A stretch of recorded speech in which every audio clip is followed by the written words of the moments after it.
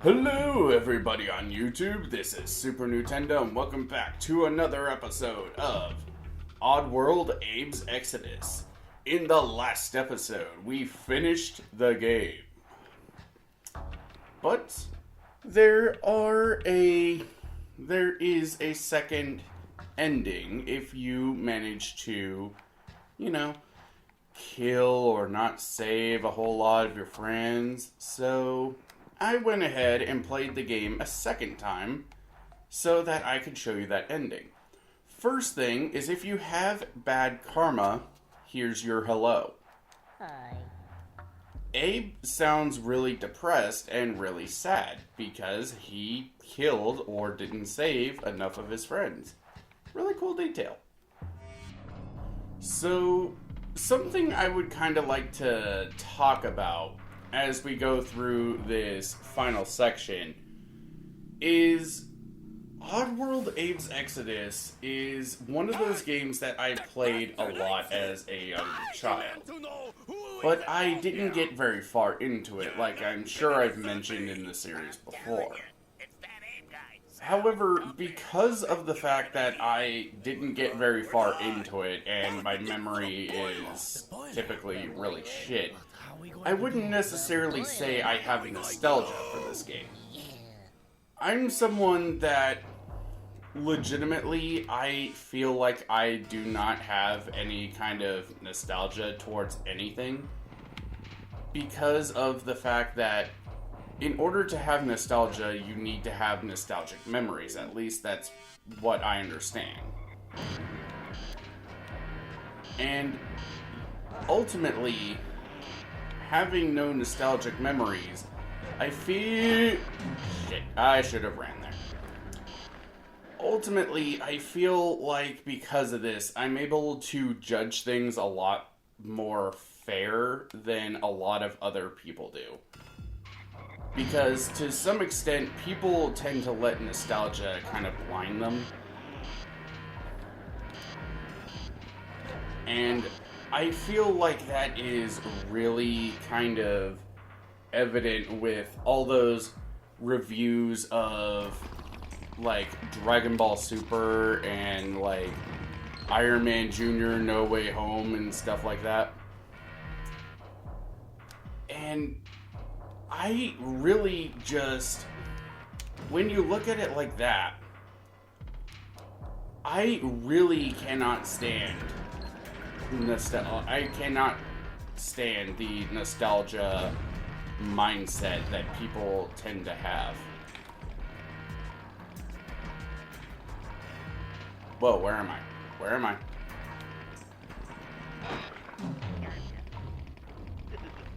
Oh.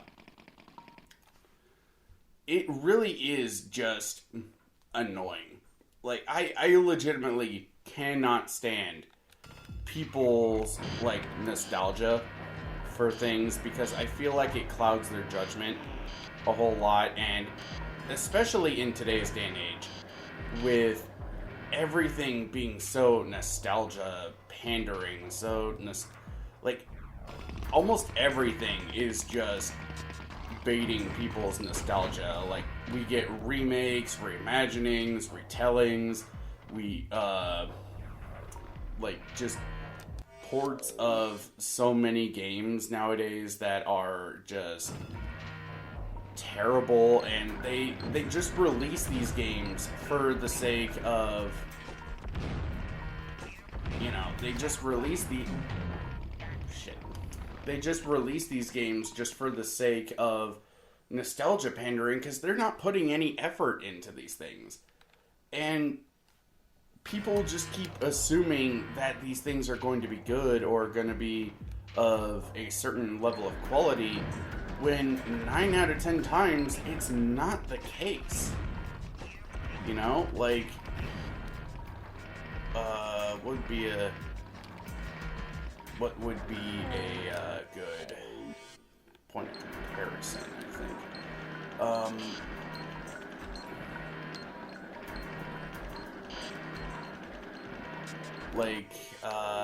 What? I don't know. Ow!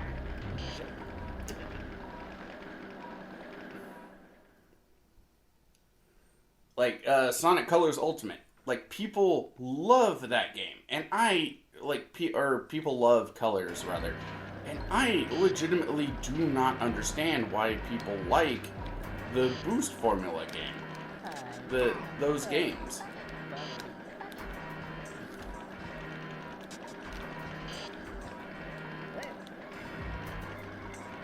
You know, it's just, why do people like them? I do not understand.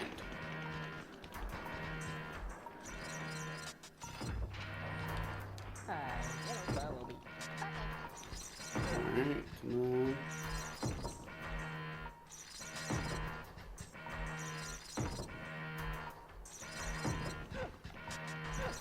There we go. Now we go down, not up.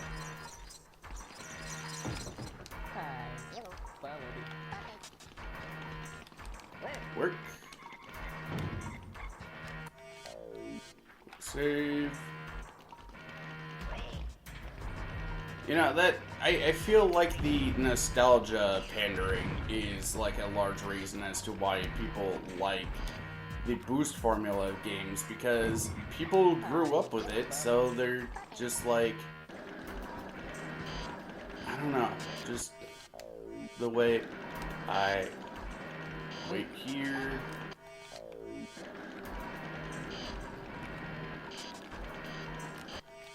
Save.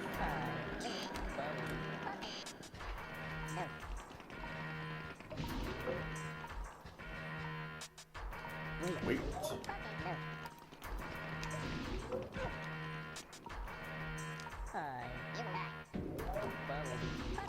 Nope.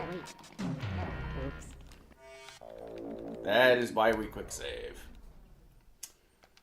But yeah, it is just really fucking annoying with the whole nostalgia thing. And I feel like because of just how I go about things, it is... Nope.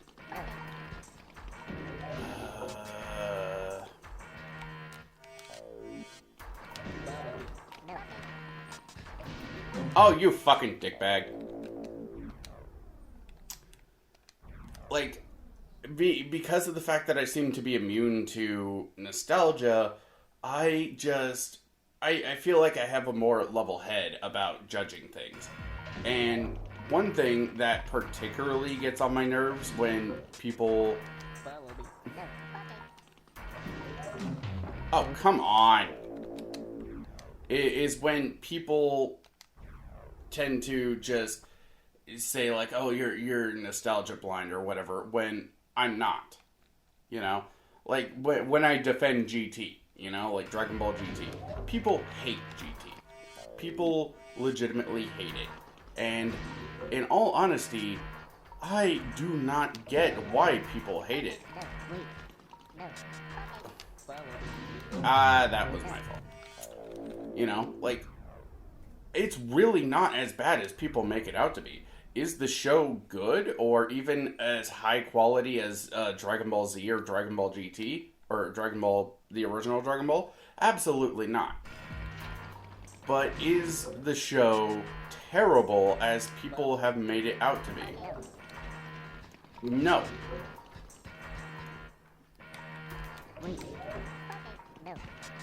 And I feel like that's where people get tripped up, because people just think these things are these things are just terrible because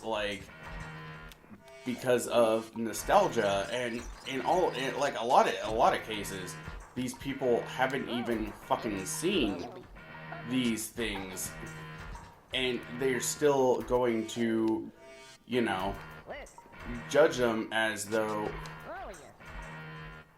Come on. Oh. As though they are this bad. As though they are actually as bad as people make them out to be. And that's just flat out wrong. You know?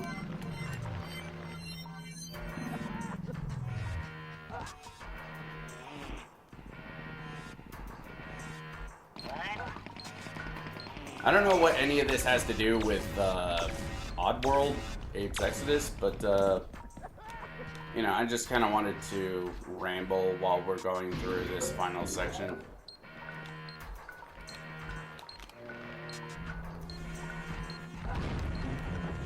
Oh, god damn it. I mean, because, like, this game is my favorite of the Oddworld series, but it's not perfect. The game was rushed to hell.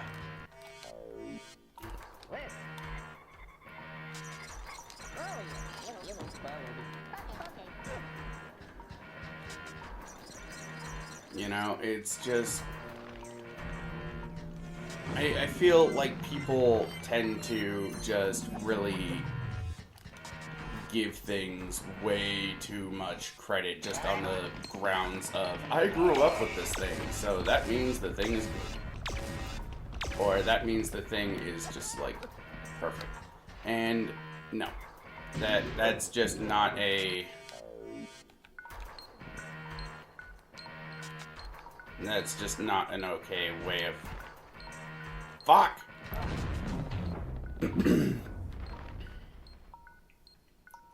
That is just not an okay way of looking at things. It's unhealthy and will lead to you just being a mentally stunted person.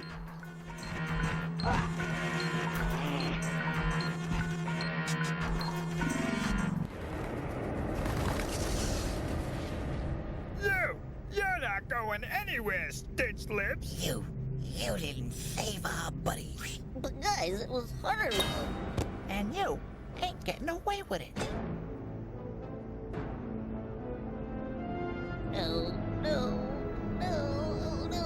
please, no. Oh, Jesus, oh, no, guys, no. It is a thing of beauty. This will be our finest brew ever! You think we got enough, boss? What the hey? Let us go for the record! Pop it up! I'm on it.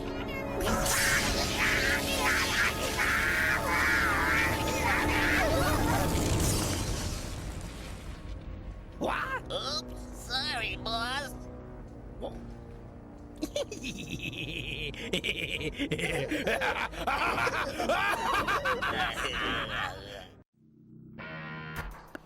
Abe fails. Abe, the mastermind terrorist, blunders. Execs breathe a sigh of relief that Abe can't go back and rescue at least 150 Mudokons and really screw things up. So that's the bad ending. That, I think, is probably the worst bad ending out of the entire Oddworld franchise, because you see Abe turn into birds, and we know that turning into birds basically means you're either respawning or being teleported somewhere. So Abe didn't really even die here. There was hardly a consequence aside from the fact that, like, you didn't save enough of your brothers. And I think that is just kind of lame.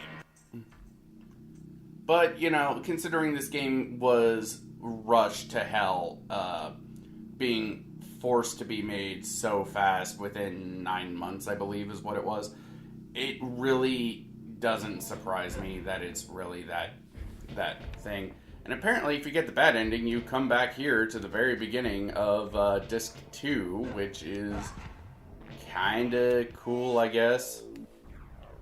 But while we're here in the bonus episode, there are some things that I can go over that I didn't really go over before. Okay. Such as, here is the game speak things, and you can kind of see what these things are, and how to do certain things. But what I like most of all with this is that you can kind of see facial expressions for characters you can't really see facial expressions for in the game. So, Hello. Where? Follow me. Wait. Oh, yeah. Sorry. Stop it. What kind of sucks, though, is that there's no game speak fart button in here, so you can't see what Abe looks like when he's farting, but that's what the first game is for, so here's that. Good boy.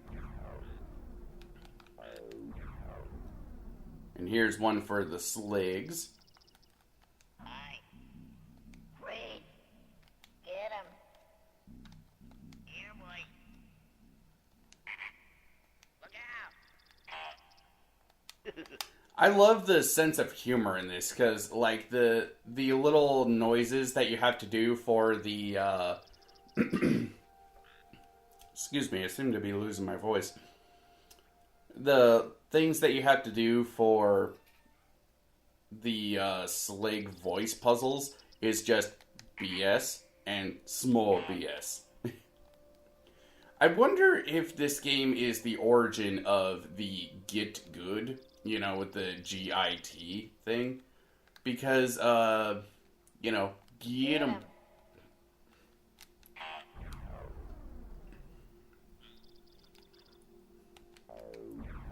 Here's the one for the Gluckins. Hey, do it. Stay here. Come here. All of you. Help. Kill him. I really like the way the Gluckins look in this game. If I remember correctly, I think this is supposed to be General Dreebik.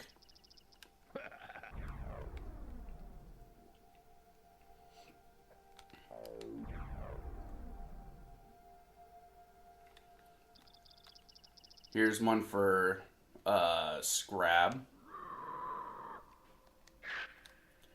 Scrabs look really fucking terrifying in this. Like, in the actual game, I don't think they're that bad, but they look really fucking terrifying in this voice chat thingy.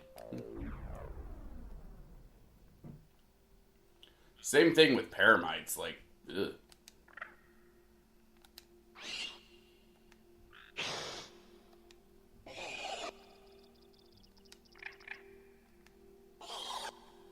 Ugh. I mean, I'm aware they're basically just hands, but ugh.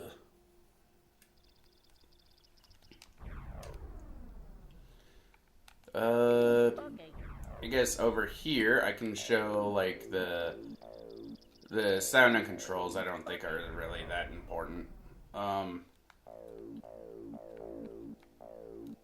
Like, you got these demo things, which basically just kind of show you some other things, but I guess here's the loading screen, aside from it saying loading a demo.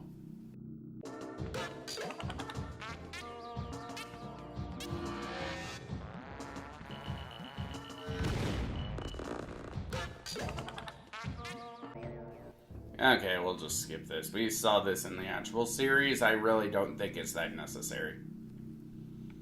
But, like, if for whatever reason you couldn't figure out something, these things are here, so it's, I guess, it's alright. Okay. But there's one last thing that I want to show before ending off the video.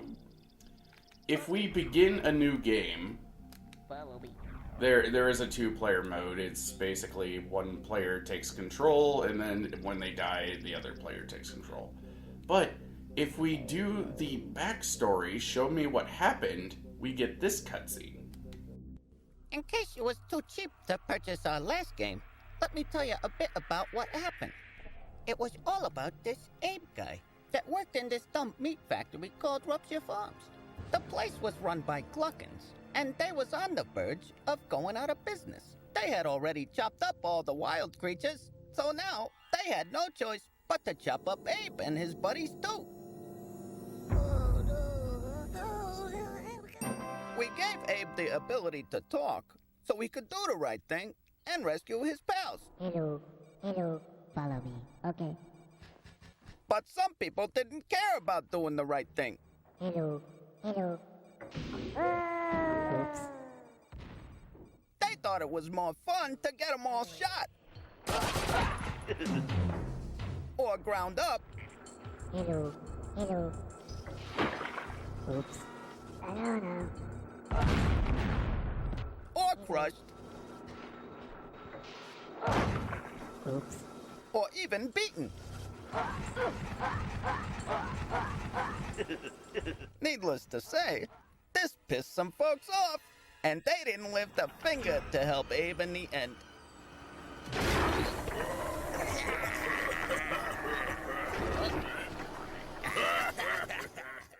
But if you was halfway decent about it, and tried your best to save Abe's buddies, the end would have been much better for Abe. And if you'd like to see it, you should dish out some cash and go buy this stinking game. And we gotta eat too, you know. I love that little recap movie thing. It's got that signature type of Oddworld humor where it's very much just kind of like, it's got that lowbrow, stupid type of humor, but it's talking about something really fucking dark. And I've complained about this before with Soulstorm, but it really does feel like the modern Oddworld landscape just doesn't understand why people like this series, why this series really took off. The Soulstorm game really just doesn't have that stupid comedy for the most part. There's the only thing I can even really think of is after Abe gets back from seeing the, for lack of a better term, the Ancient One, Abe, who apparently the Ancient One is like the only female Mudokon we've ever seen up until this point. Abe is like, or is it, I think it's Alf. Alf is just kind of like, is she hot? And like you can see Toby in the background like doing a face palm. So like it's stupid. It's kind of the Oddworld sense of humor, but like that's the only real example I can even think of, because most of it is just them talking about the really dark implications of the story, which, don't get me wrong, I like the story of Soulstorm, but without that levity, without that stupid fucking humor that the series is known for, I don't know, it just doesn't work all that well when they just don't do anything with, they just don't have that humor, you know? But I've complained about that enough for this series.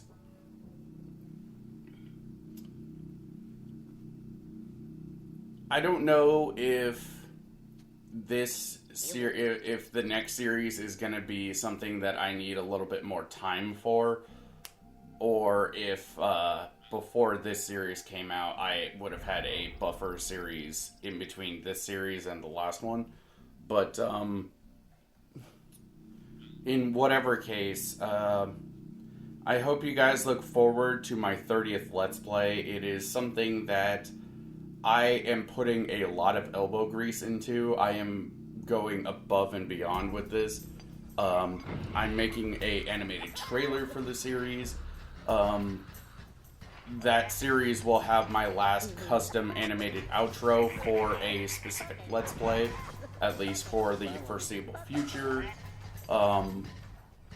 I plan on eventually adding in a animated music video to the series, but that will probably not be coming for a long time. And I don't know if this will be officially part of my Let's Play, but I do plan on making a what if animation for like a bad ending to the game. I don't think it'll be a part of the Let's Play itself, but I do plan on making that animation at some point. So, I think that will do it for this series. I thank you guys so much for watching, and I'll see you guys in the next series. Take care. A 70-centimeter square window.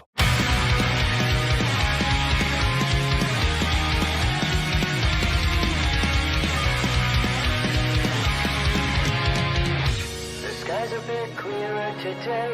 The rain has passed me by. I went and opened up the window again. I can't remember why. The signs that I kept pinned to the walls have flown out of the room. Soon I'll find my way to you.